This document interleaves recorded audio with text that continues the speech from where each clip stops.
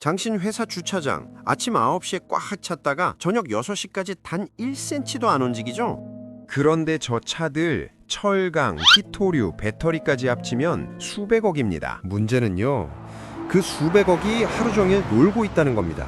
도시 면적을 잡아먹고 교통을 막고 에너지를 태워먹는데 우린 이 시스템을 100년 넘게 정상이라고 믿어왔어요. 근데 여기서 질문 하나. 만약 차가 내려주고 바로 사라져서 다음 사람을 태우러 간다면 주차장 자체가 필요 없어집니다. 도시의 낭비 7%가 통째로 비는 거죠. 그리고 이걸 진짜로 도시 구조로 실행하려는 사람이 있습니다. 바로 머스크입니다. 오늘은 전기차 얘기가 아니라 주차장을 없애서 도시를 갈아엎는 설계도를 보여드리겠습니다. 실리콘밸리에서 가장 논쟁적인 인물이 있습니다. 지지하는 사람들은 인류의 구원자라 부르고 반대하는 사람들은 위험한 몽상가라 비판하죠. 흥미로운 건 양쪽 모두 틀리지 않았다는 겁니다. 그는 실제로 인류를 구원하려는 계획을 실행 중이거든요. 동시에 그 방법은 상상을 초월할 만큼 위험합니다. 2020년 팬데믹이 세상을 뒤흔들 때 많은 것이 바뀌었죠. 그중 하나가 과거를 연구하던 역사학자들이 갑자기 미래를 이야기하기 시작했다는 점이에요. 왜 그랬을까요? 명백한 끝이 보였기 때문입니다. 산업혁명이 시작된 게 1760년대입니다. 지금으로부터 약 260년 전이죠. 인류 역사 전체로 보면 눈 깜짝할 사이예요. 그런데 이 짧은 기간 동안 인류는 지구 환경을 되돌릴 수 없을 만큼 변형시켰습니다. 대기 중 이산화탄소 농도가 산업혁명 이전 280ppm에서 현재 420ppm을 넘어섰어요. 이 속도라면 2050년엔 500ppm을 돌파할 겁니다. 그때쯤이면 지구 평균 기온이 2도 이상 상승하죠. 북극 빙하는 여름이면 완전히 사라지고 해수면은 1m 이상 올라가 해안 도시들이 물에 잠기기 시작합니다. 뉴욕 맨해튼 남부,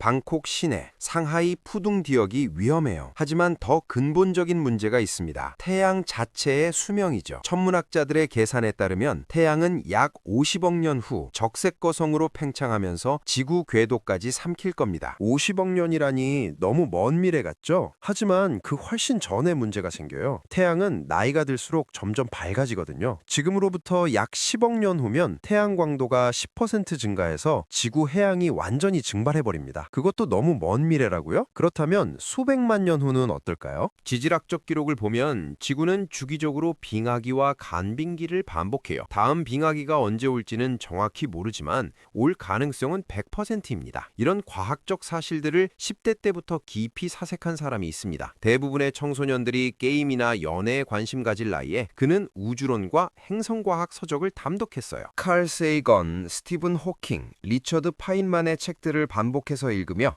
하나의 결론에 도달했죠. 인류는 반드시 지구를 떠나야 한다고 말입니다. 그런데 이 결론을 내린 사람이 수백만 명은 될 겁니다. 차이는 실행 여부죠. 그는 실제로 그 일을 하기로 결심했어요. 2002년 그가 스페이스X를 설립했을 때 로켓 산업 전문가들은 비웃었습니다. 보잉, 로키드 마틴 같은 거대 방위 산업체들이 수십 년간 지배해온 시장에 인터넷 벤처 출신이 뛰어든다는 게 우스웠던 거죠. 실제로 첫 3번의 발사는 모두 실패했습니다. 2006년, 2007년, 2008년 3차례 연속 폭발했어요. 회사는 파산 직전까지 갔죠. 그런데 2008년 9월 28일 네 번째 팔콘 1호가 드디어 궤도 진입에 성공합니다. 민간 기업이 자체 개발한 액체 연료 로켓으로는 세계 최초였어요. 이때부터 판이 뒤집히기 시작했죠. 하지만 로켓만으로는 부족합니다. 화성 대기는 지구의 0.6% 수준이에요. 산소가 거의 없고 95%가 이산화탄소입니다. 평균 기온은 영하 63도이고 밤에는 영하 100도까지 떨어지죠. 이런 환경에서 인간이 살려면 완전히 밀폐된 거주 공간이 필요해요. 그 안에서 숨 쉬고 먹고 자고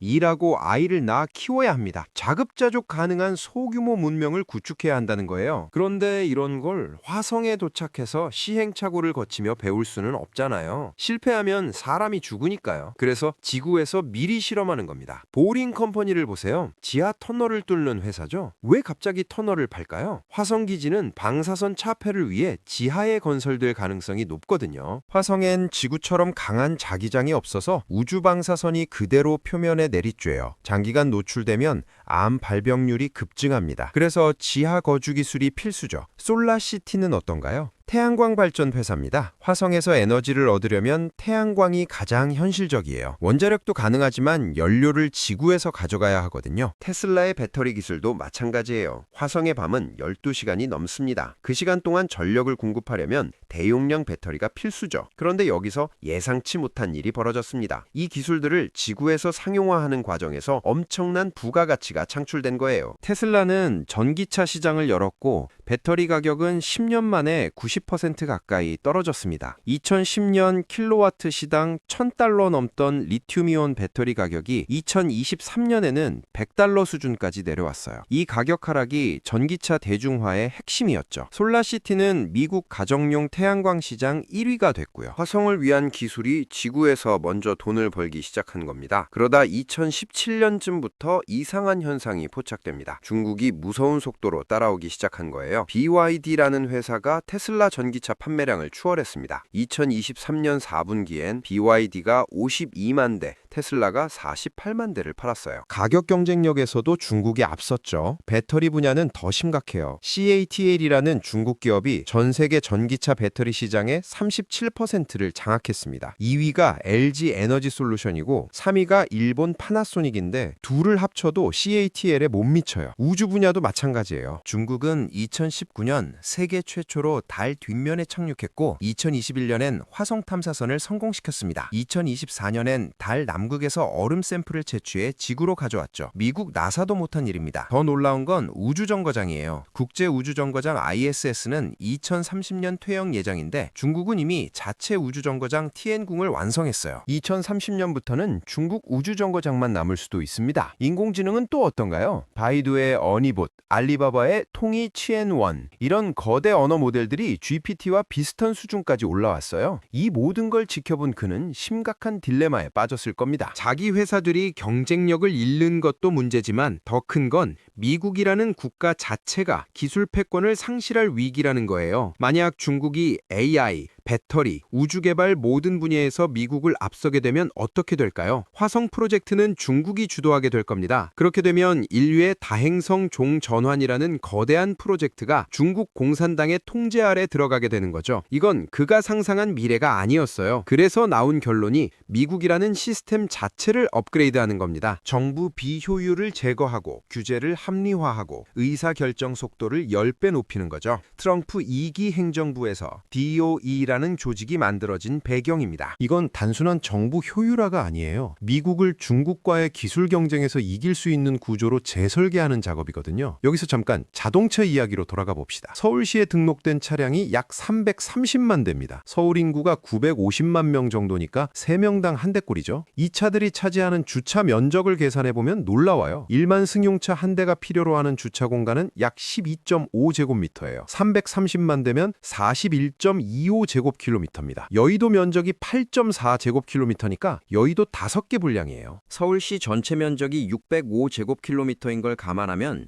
약 7%가 주차장입니다. 도시 공간의 7%를 멈춰있는 금속 덩어리를 보관하는 데 쓰고 있는 거예요. 그런데 완전 자율주행이 상용화되면 이 모든 게 바뀝니다. 차를 소유할 필요가 없어지거든요. 필요할 때 앱으로 부르면 3분 안에 도착하고 목적지에서 내리면 알아서 다음 손님을 찾아가요. 이렇게 되면 서울에 필요한 차량은 33만 대면 충분해요. 10분의 1로 줄어드는 겁니다. 주차장 면적도 10분의 1로 줄어들고요. 여의도 5개 크기의 땅이 다른 용도로 쓰일 수 있다는 얘기입니다. 공원을 만들 수도 있고 주택을 지을 수도 있고 태양광 패널을 깔 수도 있어요. 더 흥미로운 건 교통체증 해소입니다. 현재 서울 도심 주행 속도가 시간당 20km 정도예요. 자율주행차들이 서로 통신하며 움직이면 이 속도가 40km 이상으로 올라갈 수 있습니다. 신호 대기 시간이 줄어들고 차선 변경이 최적화되고 병목 구간이 사라지거든요. 출퇴근 시간이 절반으로 단축되는 거죠. 시간당 20km로 10km를 이동하면 30분 걸리는데 40km로 달리면 15분이면 됩니다. 서울 시민 950만 명이 하루 평균 1시간씩 출퇴근한다고 치면 연간 약 35억 시간이 교통에 소비돼요. 이게 절반으로 줄면 17억 시간이 절약되는 겁니다. 시간당 최저임금 9,620원을 곱하면 연간 16조 원의 경제적 가치예요. 그런데 그런데 여기서 더 나아가야 합니다. 자율주행만으론 부족해요. 차량 자체가 스스로 학습하고 진화하는 단계까지 가야 해요. 지금 자율주행은 미리 프로그래밍된 규칙을 따르는 수준이거든요. 신호등이 빨간불이면 멈추고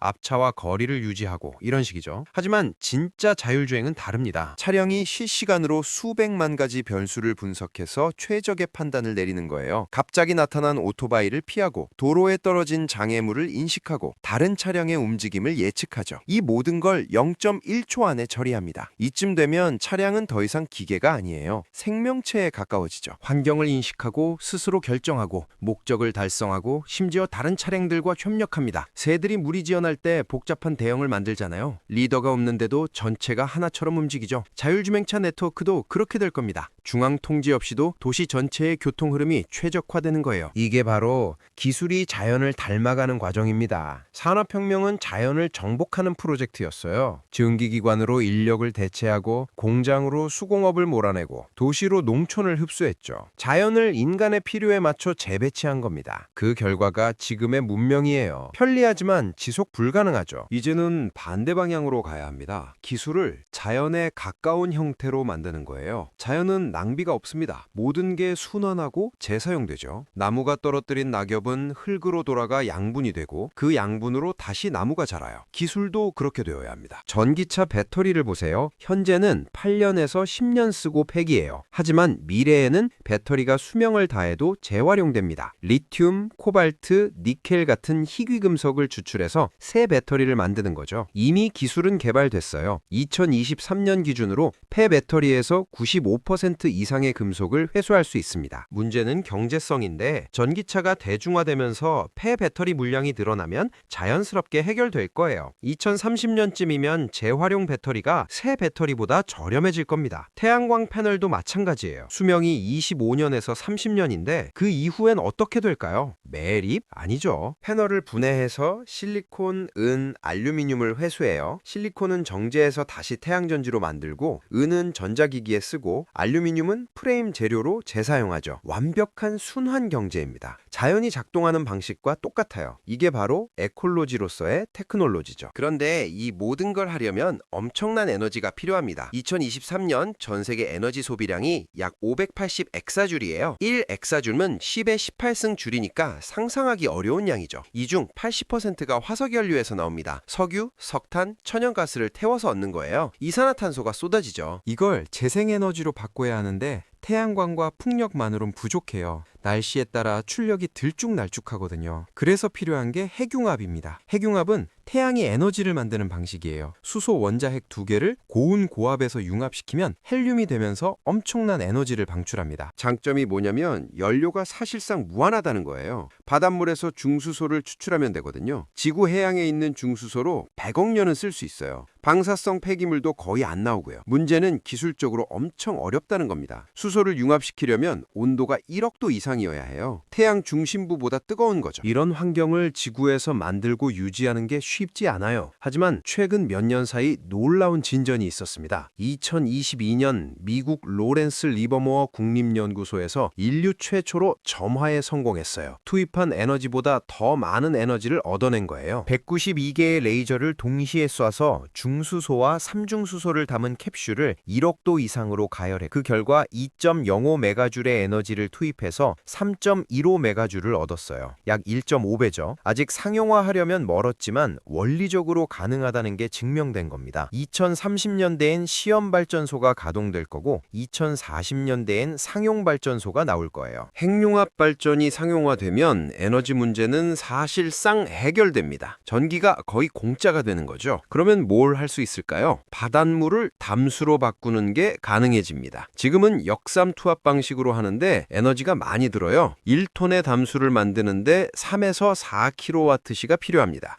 비싸죠. 하지만 핵융합 전기가 킬로와트 시당 1센트 수준이 되면 담수화 비용이 10분의 1로 떨어져요. 그러면 사막도 농토로 바뀔 수 있습니다. 사우디아라비아 사막에 담수를 공급해서 밀을 재배하는 거죠. 이론적으로는 사하라 사막 전체를 녹지로 만들 수도 있어요. 그 다음 단계는 대기 중 이산화탄소를 직접 포집하는 겁니다. DAC라는 기술이에요. 거대한 팬으로 공기를 빨아들여서 화학적으로 이산화탄소만 분리해내요. 그걸 땅속 깊이 묻거나 다른 물질 물질로 전환시키죠. 지금은 비용이 톤당 600달러에서 1000달러로 너무 비쌉니다. 하지만 핵융합 전기를 쓰면 톤당 100달러 아래로 떨어질 수 있어요. 그러면 매년 100억 톤씩 이산화탄소를 포집하는 게 가능합니다. 현재 인류가 배출하는 양이 연간 약 370억 톤이니까 3분의 1 정도를 상쇄할 수 있는 거죠. 여기에 나무 심기를 병행하면 탄소 중립이 가능해요. 나무 한 그루가 평생 약 1톤의 이산화탄소를 흡수합니다. 전 세계에 1조 그루를 심으면 1조 톤을 흡수하는 겁니다. 지구 전체 삼림 면적이 약 40억 헥타르인데 여기에 10억 헥타르를 추가하는 게 목표예요. 사하라 사막 일부, 시베리아 툰드라, 호주 내륙 지역에 나무를 심는 거죠. 기술적으론 가능합니다. 문제는 역시 비용과 정치적 의지예요. 자, 이쯤에서 질문이 나옵니다. 이 모든 걸 왜 해야 할까요? 기후변화를 막기 위해서? 막기도 하고 틀리기도 해요. 더 근본적인 이유는 인류가 지구를 떠날 준비를 하기 위해서예요. 화성에 가려면 이 정도 기술은 기본이거든요. 화성에는 바다가 없으니 물을 만들어야 하고 대기가 희박하니 산소를 생산해야 하고 먹을 게 없으니 농사를 지어야 합니다. 모두 엄청난 에너지가 필요한 일이죠. 지구에서 이 기술들을 완성하지 못하면 화성 식민지는 꿈에 불과해요. 그래서 스페이스X, 테슬라, 보링 컴퍼니, 뉴럴링크 이 모든 회사가 사실은 하나의 프로젝트를 위한 퍼즐 조각들입니다. 스페이스X는 운송을, 테슬라는 에너지를, 보링 컴퍼니는 거주지를, 뉴럴링크는 인간 능력 확장을 담당하죠. 각각 따로 보면 별개의 사업 같지만 전체 그림을 보면 화성 식민지 건설을 위한 통합 솔루션이에요. 이런 식으로 생각하는 사람은 역사상 없었습니다. 일반적인 기업가는 10년 후를 봅니다. 뛰어난 기업가는 20년 후를 보고요. 그런데 이 사람은 100년 후, 1000년 후를 봐요. 인류가 다행성종이 되는 그 순간까지 보는 거예요. 그리고 역산합니다. 그 목표를 달성하려면 2050년까지 뭘 해야 하고 2030년까지 뭘 해야 하고 지금 당장 뭘 해야 하는지를 계산하죠. 이게 바로 물리학적 사고방식입니다. 목표를 정하고 변수를 파악하고 최적 경로를 찾아내는 거예요. 그런데 2024년 들어 상황이 복잡해졌습니다. 중국이 예상보다 훨씬 빠르게 추격하고 있었거든요. 전기차 시장에서 BYD가 테슬라를 추월했고 AI에서 딥시크 같은 모델이 GPT급 성능을 보였고 우주에서는 달 뒷면 샘플 채취에 성공했어요. 이 추세면 2030년엔 중국이 기술 패권국이 될 수 있습니다. 그렇게 되면 화성도 중국 주도로 개발될 거예요. 이건 단순히 국가 경쟁의 문제가 아닙니다. 인류의 미래가 어떤 가치 체계 아래 놓일 것인가의 문제거든요. 중국은 권위주의 체제입니다. 개인의 자유보다 집단의 목표를 우선하죠. 만약 화성 식민지가 중국식으로 건설되면 어떻게 될까요? 모든 결정이 중앙에서 내려오고 개인은 시스템의 부품처럼 작동하고 이의를 제기하면 배제되는 사회가 될 수 있어요. 반면 미국식은 개인의 자유와 창의성을 중시하죠. 시행착오를 허용하고 실패를 용인하고 다양성을 존중합니다. 어느 쪽이 인류의 장기적 생존에 유리할까요? 이 질문에 답하기 위해 역사를 봐야 해요. 과거 문명들이 어떻게 흥망했는지를 말이죠. 로마 제국은 왜 무너졌을까요? 여러 이유가 있지만 핵심은 혁신의 정체였습니다. 로마는 기술 혁신을 멈췄어요. 2세기에 이룬 수준에서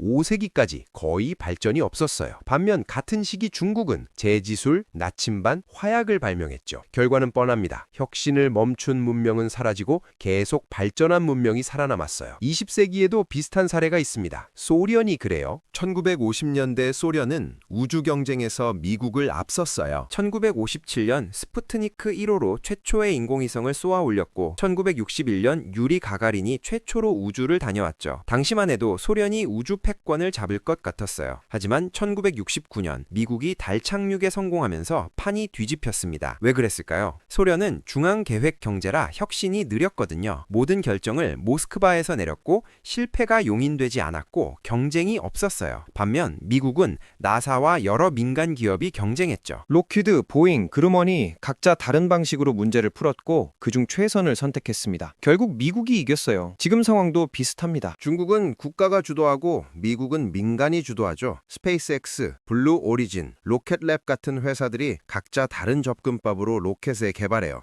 경쟁하면서 서로 배우고요. 중국은 국가우주국 하나가 모든 걸 관리합니다. 효율적일 수 있지만 실패의 위험도 크죠. 한 방향으로 몰빵했다가 틀리면 끝이거든요. 미국 방식은 여러 방향을 동시에 시도합니다. 하나가 실패해도 다른 게 성공하면 되죠. 그래서 미국 시스템을 더 효율적으로 만들어야 한다는 결론이 나옵니다. 정부가 발목을 잡는 규제를 없애고 의사결정 속도를 높이고 민간의 창의성을 최대한 활용하는 거예요. 도지는 그 시작입니다. 정부 부처를 통폐합하고 불필요한 인력을 줄이고 예산을 효율화하는 게 목표죠. 논란이 많습니다. 공무원 수만 명이 일자리를 잃을 거고 공공 서비스가 줄어들 수도 있어요. 하지만 장기적으로는 필요한 작업이라는 게 그의 판단이에요. 여기서 가장 논쟁적인 아이디어가 나옵니다. 기본고소득이죠. 모든 국민에게 일정 금액을 무조건 주는 거예요. 일을 하든 안 하든 부자든 가난하든 누구에게나 월 200만 원씩 준다고 쳐봅시다. 이게 가능할까요? 현재로선 불가능합니다. 한국 인구 5,100만 명에게 월 200만 원씩 주려면 연간 1,224조 원이 필요해요. 2023년 한국 GDP가 약 2,200조 원이니까 절반 이상을 기본소득으로 써야 해요. 말이 안 되죠? 하지만 휴머노이드 로봇이 대중화되면 이야기가 달라집니다. 로봇 한 대가 사람 한 명의 노동을 대체할 수 있어요. 아니, 더 정확히는 사람보다 3배 이상 효율적이에요. 사람은 하루 8시간 일하지만 로봇은 24시간 가동되거든요. 휴식도 필요 없고 병가도 없고 퇴직도 없습니다. 생산성이 폭발하는 거죠. 만약 5,100만 대의 휴머노이드가 배치되면 어떻게 될까요? 경제 규모가 3배로 커질 수 있어요. GDP가 6,600조 원이 되는 겁니다. 그러면 1,224조 원은 18%밖에 안 됩니다. 충분히 가능한 수준이죠. 문제는 전환기예요. 휴머노이드가 대중화되려면 최소 10년에서 20년은 걸려요. 그 사이에 수백만 명이 일자리를 잃을 겁니다. 먼저 단순 노동부터 대체됩니다. 공장 조립, 물류 운송, 청소, 조리 이런 일들이 사라지죠. 다음은 반복적인 사무 업무예요. 데이터 입력, 회계 처리, 고객 상담 이런 것들도 AI가 대신합니다. 마지막으로 전문직도 위협받아요. 의사, 변호사, 회계사도 AI에게 일자리를 빼앗길 수 있어요. 2030년쯤이면 전체 일자리의 30%에서 40%가 자동화될 거라는 예측이 나옵니다. 한국으로 치면 약 1,000만 개의 일자리가 사라지는 거예요. 이 사람들은 뭘 하며 살아야 할까요? 재교육? 물론 일부는 새로운 기술을 배워서 다른 일을 찾을 거예요. 하지만 모두가 그럴 수는 없어요. 50대 공장 노동자에게 AI 프로그래밍을 가르칠 수는 없잖아요. 현실적으로 상당수는 영구히 실업 상태에 머물게 됩니다. 그럼 이들을 어떻게 먹여 살릴까요? 복지? 실업수당? 그것도 한계가 있어요. 재정이 감당 못합니다. 그래서 나온 게 기본소득이죠. 모두에게 최소한의 생활비를 보장하는 겁니다. 일할 능력이 있든 없든, 일할 의지가 있든 없든 누구나 받아요. 조건이 없어요. 이게 핵심입니다. 기존 복지는 조건부거든요. 일을 찾아야 하고 자산이 없어야 하고 이것저것 증명해야 해요. 행정비용이 엄청 듭니다. 기본소득은 그냥 줍니다. 행정이 간단해지죠. 하지만 여기서 더 큰 문제가 나타납니다. 사람들이 일을 안 하면 뭘 하며 살까요? 처음 몇 달은 좋을 겁니다. 여행도 가고 취미생활도 하고 쉬고 싶었던 만큼 쉬죠. 그런데 1년이 지나면 5년이 지나면 권태가 찾아옵니다. 인간은 목적이 필요한 존재거든요. 아무 목표 없이 그냥 사는 건 생각보다 고통스러워요. 실제로 은퇴 후 우울증 발병률이 높습니다. 갑자기 할 일이 없어지면 삶의 의미를 잃는 거죠. 여기서 수명 연장이 겹치면 상황은 더 심각해집니다. 2040년쯤이면 평균 수명이 100세를 넘을 거예요. 건강 수명도 90세까지 늘어나고요. 그럼 30세에 은퇴해서 90세까지 60년을 놀면서 살아야 합니다. 60년이요. 어떻게 보내시겠어요? 매일 넷플릭스 보고 게임하고 SNS 하면서요? 1년은 가능해도 10년은 힘들어요. 100년은 불가능하고요. 로마 제국 말기 귀족들을 보세요. 일할 필요가 없었습니다. 노예들이 모든 걸 해줬거든요. 그래서 뭘 했냐면 연회를 열고 술을 마시고 향락에 빠졌어요. 유명한 일화가 있죠. 어떤 귀족은 너무 많이 먹어서 토하는 약을 먹고 토하고 나서 또 먹었다고 합니다. 이게 지속 가능할까요? 당연히 아니죠. 몸이 망가지고 정신도 피폐해지고 결국 제국이 무너졌습니다. 미래에도 비슷한 일이 벌어질 수 있어요. 사람들이 할 일이 없어지면 자극적인 쾌락을 찾게 됩니다. 마약, 도박, 극단적인 스포츠, 가상현실 중독 이런 것들이 만연할 수 있어요. 이미 징후가 보입니다. 젊은 세대 사이에서 게임 중독, SNS 중독이 사회 문제가 되고 있잖아요. 일자리가 사라지면 이게 100배, 1000배로 악화될 겁니다. 그럼 해결책은 뭘까요? 새로운 형태의 즐거움을 만들어내는 겁니다. 순간적인 도파민 분출이 아니라 지속 가능한 만족감을 주는 활동 말이에요. 이게 뭘까요? 아직 명확한 답은 없습니다. 하지만 힌트는 있어요. 바로 인류의 과거를 보는 겁니다. 농업혁명 이전 인류는 어떻게 살았을까요? 수렵 채집 사회였죠. 사냥하고 열매를 따먹으며 살았어요. 그런데 흥미로운 건 그들이 일을 많이 하지 않았다는 겁니다. 인류학자들의 연구에 따르면 수렵 채집인들은 일주일에 15시간에서 20시간만 일했어요. 나머지 시간은 뭘 했을까요? 이게 핵심 질문입니다. 연구 결과를 보면 놀라워요. 그들은 이야기를 나눴어요. 모닥불 주위에 모여 앉아 하루 종일 수다를 떨었습니다. 어제 사냥 이야기, 조상들의 전설, 별자리 이야기 이런 걸 나눴죠. 또 예술 활동을 했어요.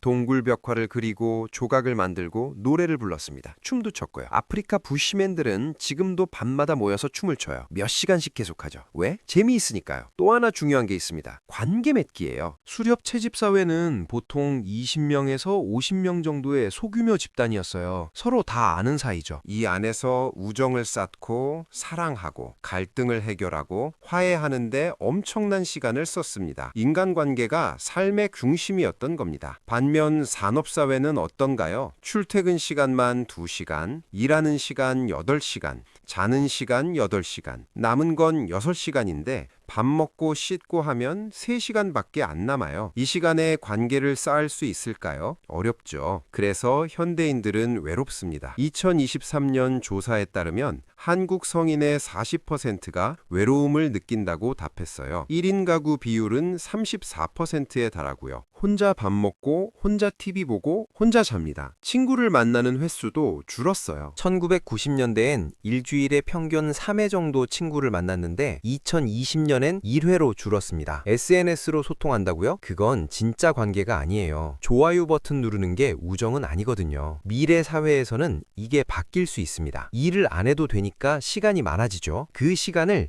관계에 투자할 수 있어요. 친구를 자주 만나고 가족과 대화하고 새로운 사람을 알아가고 깊은 유대를 형성하는 거죠. 이게 바로 지속 가능한 행복입니다. 도파민이 아니라 옥시토신이에요. 순간적인 쾌락이 아니라 지속적인 만족감이죠. 또 다른 가능성은 창작 활동입니다. 모든 사람이 예술가가 되는 거예요. 지금은 예술가로 먹고 살기 어렵습니다. 소수만 성공하고 대부분은 굶어 죽죠. 하지만 기본 소득이 있으면 다릅니다. 먹고 사는 걱정 없이 그림을 그리고 음악을 만들고 소설을 쓸 수 있어요. 재능이 없어도 상관없어요. 즐기기 위해 하는 거니까요. 유튜브를 보세요. 수백만 명이 영상을 만들어요. 돈을 못 벌어도 계속하죠. 왜? 재미있으니까요. 미래에는 이게 100배, 1000배로 늘어날 겁니다. 모두가 자기만의 컨텐츠를 만들고 서로 소비하고 피드백을 주고받죠. 거대한 창작 생태계가 형성되는 겁니다. 학습도 중요합니다. 평생 배우는 거예요. 지금은 20대까지 공부하고 30대부터 60대까지 일하고 그 다음엔 은퇴하죠. 배움이 인생 초반에만 집중돼 있어요. 하지만 미래에는 다릅니다. 30세에 물리학을 공부하고 40세에 음악을 배우고 50세에 철학을 공부하고 60세에 요리를 배우고 이렇게 평생 학습할 수 있어요. 뇌과학 연구에 따르면 인간의 뇌는 죽을 때까지 새로운 걸 배울 수 있습니다. 나이는 핑계일 뿐이에요. 이런 삶이 가능하려면 교육 시스템이 바뀌어야 합니다. 지금 학교는 산업사회를 위한 노동자를 양성하는 곳이에요. 시간 맞춰 등교하고 정해진 교과를 배우고 시험을 봐서 등급을 매기죠. 마치 공장에서 제품 검사하듯이 말이에요. 미래 교육은 달라야 해요. 각자 관심사를 따라 배우고 속도를 조절하고 실패해도 괜찮은 시스템이어야 합니다. 핀란드가 좋은 예예요.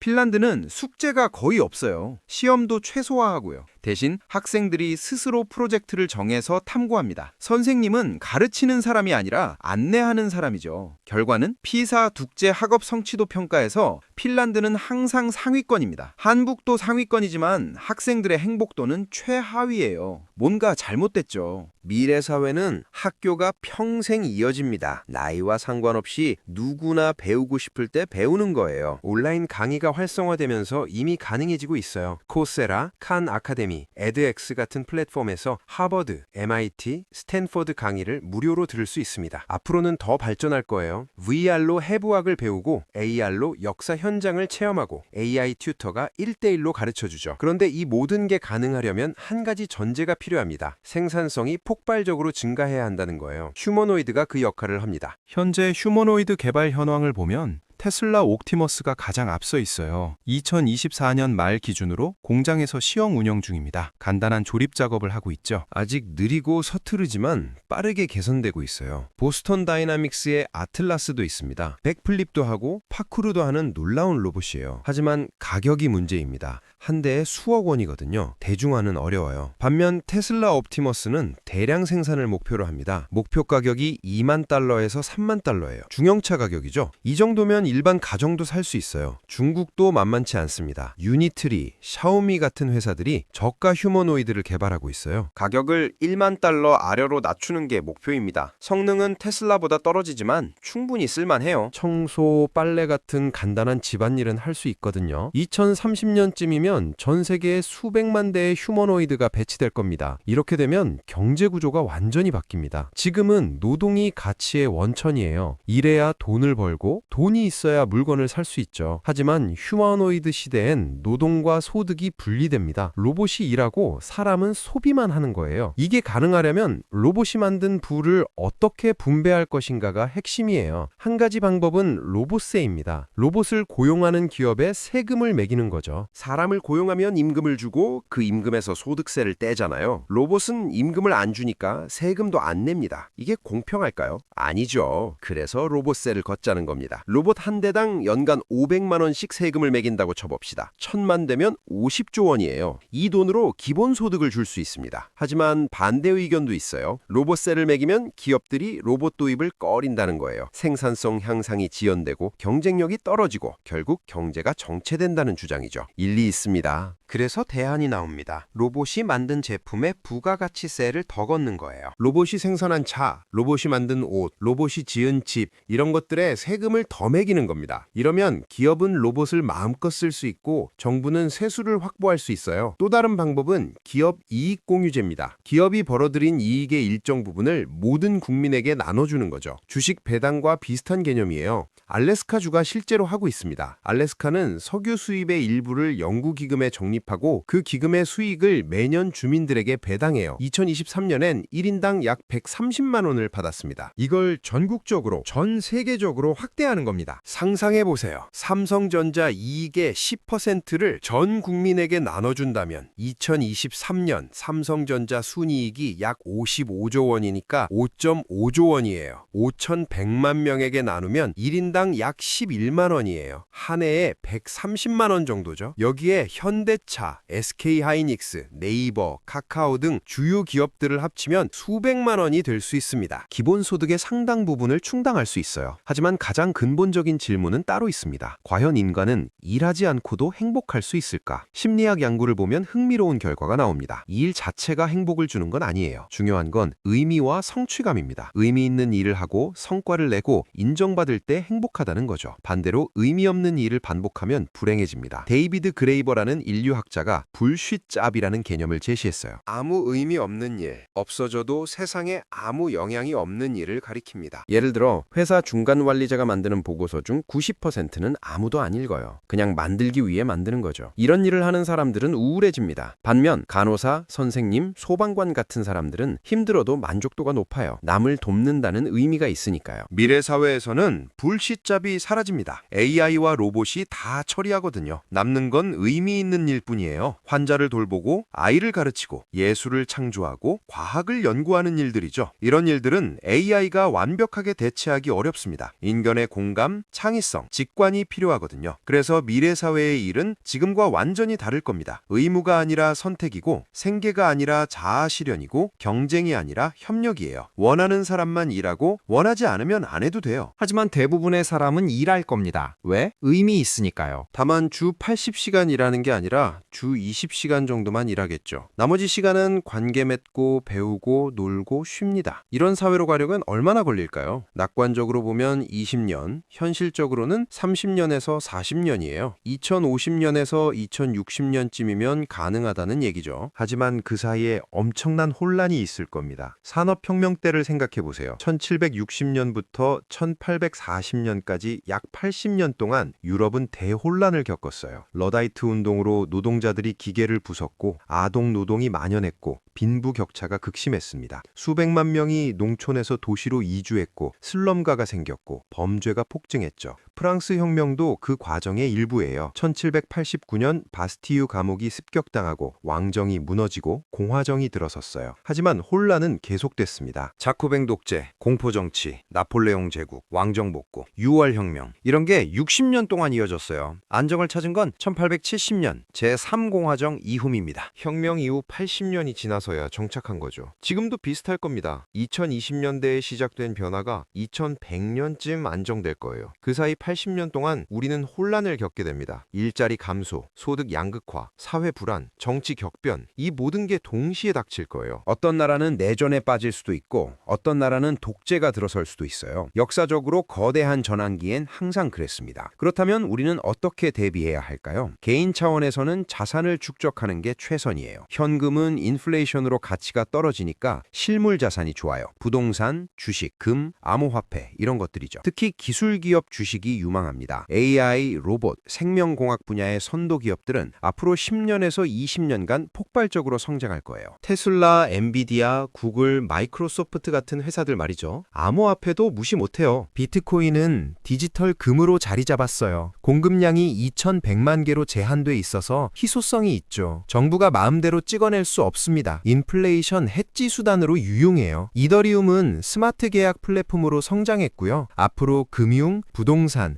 예술 등 모든 분야가 블록체인으로 옮겨갈 가능성이 있어요. 하지만 더 중요한 건 인적 자본입니다. 자기 자신에게 투자하는 거예요. 새로운 기술을 배우고 건강을 유지하고 인간관계를 쌓는 겁니다. 기술은 계속 바뀌니까 평생 학습이 필수예요. 오늘 배운 게 내일 쓸모 없어질 수 있어요. 적응력이 생존의 열쇠죠. 건강도 자산입니다. 100년을 살려면 몸을 잘 관리해야 해요. 운동하고 잘 먹고 충분히 자야 합니다. 의료기술이 발전해도 기본을 무시하면 소용없어요. 인간관계는 어쩌면 가장 중요한 자산일 수 있습니다. 미래 사회는 불확실성으로 가득할 거예요. 그럴 때 의지할 수 있는 건 결국 사람이에요. 가족, 친구, 동료, 이웃. 이런 네트워크가 든든한 사람이 위기를 잘 견뎌요. 반면 혼자 고립된 사람은 무너지기 쉽습니다. 지금부터라도 관계에 투자하세요. 시간을 내서 사람들을 만나고 진심으로 대화하고 도움을 주고받는 겁니다. 우리는 지금 인류 역사상 가장 큰 전환점에 서 있습니다. 농학혁명, 산업혁명보다 더 큰 변화가 다가오고 있어요. AI 혁명이라고 부를 수 있을 겁니다. 이 변화는 우리 삶의 모든 것을 바꿀 거예요. 일하는 방식, 배우는 방식, 관계 맺는 방식, 심지어 생각하는 방식까지요. 무서운가요? 당연합니다. 불확실하니까요. 하지만 두려워하기만 해서는 안 돼요. 기회이기도 하거든요. 인류는 지금까지 수많은 위기를 극복했어요. 빙하기, 전염병, 전쟁, 기근 이 모든 걸 버텨냈습니다. 이번에도 버틸 거예요. 아니, 버티는 것 이상을 할 겁니다. 번영할 거예요. 100년 후 사람들은 지금을 어떻게 기억할까요? 혼란의 시대? 맞습니다. 하지만 동시에 기회의 시대로 기억될 거예요. 인류가 지구를 벗어나 우주로 진출한 시작점, AI와 공존하는 법을 배운 순간 노동에서 해방된 첫 세대, 이렇게 말이죠. 당신은 그 역사의 목격자입니다. 아니, 목격자가 아니라 참여자예요. 당신의 선택이 미래를 만듭니다. 어떤 미래를 원하시나요?